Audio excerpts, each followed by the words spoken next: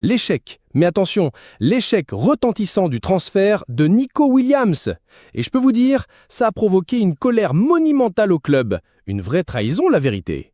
On va aussi plonger dans les coulisses, oui, dans les finances de notre Barça, pour comprendre pourquoi ces galères persistent et comment, malgré tout ça, le club compte s'en sortir. Préparez-vous, ça va être une immersion complète dans l'actualité du Barça, les amis. Ça va chauffer. Bon, la vérité, le FC Barcelone avait fait de Nico Williams, le jeune ailier de 22 ans de l'Athletic Club, sa cible numéro 1 pour le côté gauche.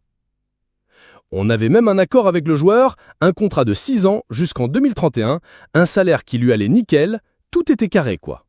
Les rumeurs, elles tournaient, elles disaient que Nico préférait Barcelone, que son entourage était en discussion. Et là, le tournant, le moment clé, le 13 juin dernier.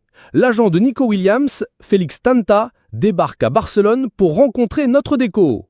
Cette réunion révélée par Sport, elle était censée tout sceller. Le représentant avait dit que le joueur était totalement dispo, qu'il était chaud bouillant pour enfiler le maillot Blaugrana, après l'échec de l'année d'avant. Franchement, tout le monde au club, déco, flic, Laporta, il voulait cette signature. Et le Barça s'était dit, là on y va, on va être très fort sur le dossier. L'opération était tellement bien ficelée que le club avait même prévu de payer la clause libératoire la semaine d'après. La certitude était totale, mes amis. Cette fois, Nico Williams, c'était bon, il signait.